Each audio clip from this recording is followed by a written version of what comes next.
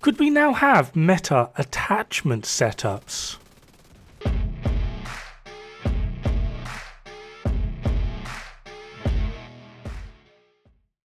Now, typically when we talk like meta or best in slot setups, it's normally about the build and it's like headshot, crit, etc, etc. However, the amount of damage that we do now, lately at least, and the changes to attachments, it's completely not unfeasible to just be like, I'll take a 5% DPS drop just to make X weapon feel a lot more comfortable. One of the main contenders for this and main points I'm going to be using throughout this entire video is something along the lines of Dod-Foamath. Dod-Foamath has been like the meta AR for like 3+ years. St. Elmo's came out and a lot of people were then running to St. Elmo's. However, depending on how you built your Dod-Foamath, Dod-Foamath was still technically better than St. Elmo's, minus magazine size. That's like the only area, realistically, where Elmo's actually had an edge over Dod-Foamath in a variety of different circumstances, despite how much people wanted to complain and argue and etc, etc. I still get people today trying to argue that Elmo's was always and forever will be better than Dod-Foamath. Simply not true, because Dod-Foamath is customizable. Elmo's, not so much. However, the one area where people did have a point of why Elmo's over Dod-Foamath, particularly those on console, is Elmo's just feels so much easier to use. This is true. However, with the changes in attachments and some of the buffs that we've just got to some talents, this is no longer true. Like, it's not even close. Now, in terms of burst DPS, St. Elmo's is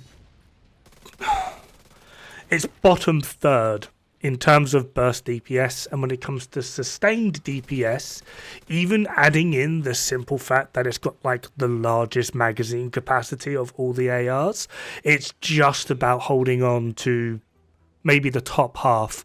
It's like somewhere in the middle of like the second third of like DPS. So you've got like the top end, the middle, and then the at the bottom. In terms of burst DPS, St. Elmo's is and in terms of sustained DPS, Elmo's is squarely basically in the middle. So yeah, welcome to the fun. However, obviously it is a very, very stable and accurate weapon, even despite the fact that they've removed a good chunk from its attachments, because it's basically all it had going for it. So now that they've removed that, yeah, sorry St. Elmo fans. That being said, some of the accuracy and stability mods that the devs have decided to buff within the Division 2, putting them up to like 30%. Wish I had 30% stability in life. But still, is utterly insane. Which now means we can just do things like bit of crit chance for, you know, the old funsies, because we need our crit. But then we can just add in, I don't know, 30% stability, and just in case we're worried about it, 30%. Accuracy. This outperforms Elmo. Provided you have like a damage talent and you're able to activate and keep consistent with the damage talent. Yeah. Sorry, not sorry. And just in case you're wondering how much of a dent a build or setting up your weapon like this would make over like just normally going for the typical crit. Now obviously it is less. But how many of you thought it would be a 3.2% on average less? That's it.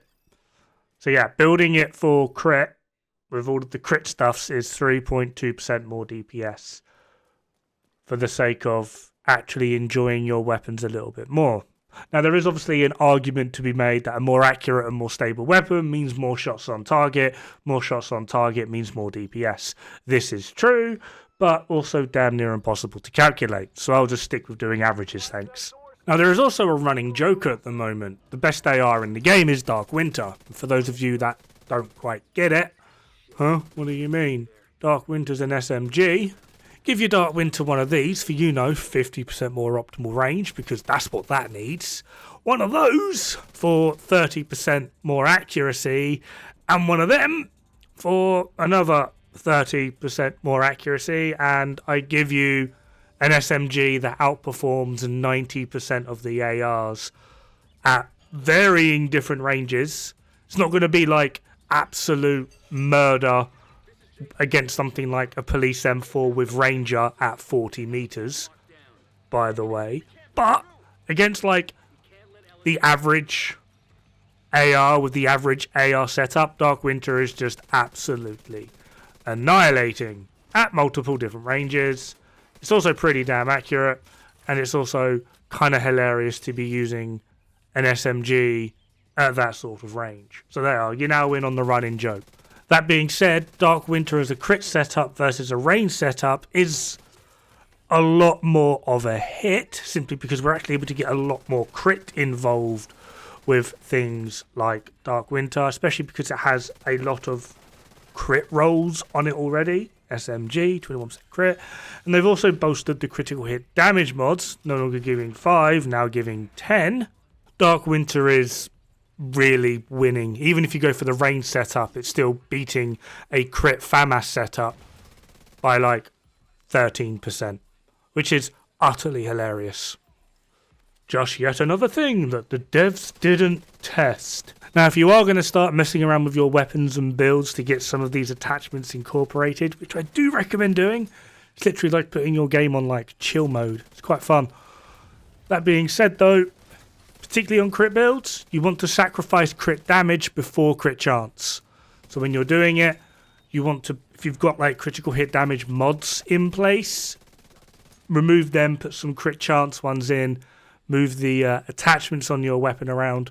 Obviously, if you're going to be going for a DPS build, I'm assuming you're going to be running Coyotes, which can help mitigate a lot of this because of how Coyotes works.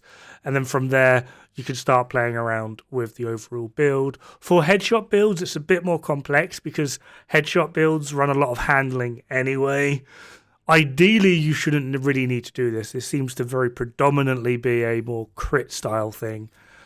That being said though, different builds with different weapons are going to have a wide range of mess about on the numbers, simply because it's going to completely be dependent on how you have your particular build built, with the crit rolls, the crit damage rolls, everything. This is also one of the reasons why, particularly with gear sets, I always try and get them like this. The core I want, in this case weapon damage, and then critical hit damage. This way, I'm able to mod in and change around the exact critical hit chance that I personally want. I just find working with critical hit chance as my movable stat a lot easier. So if you are needing to mess around with some of your builds, I'd recommend doing it this way, simply because just in the long run it just works out so much easier. Genuinely, it's kind of hilarious how much I've seen people struggle to try and fit some mods in, and you look at them, it's because their main role is crit chance. So when they actually try and remove the crit, it's funny. They basically can't remove enough critical hit damage to actually make a difference, and it's funny. Anyway, that's basically going to do it for this video. Play around with your attachments. It's fun. It's actually a new and interesting way to look at a lot of weapons. There's been so many weapons that I've never touched just because they felt god awful. But now, can actually get to play around and have a bit of fun with them. Have fun, good luck, don't die. It's bad for the health.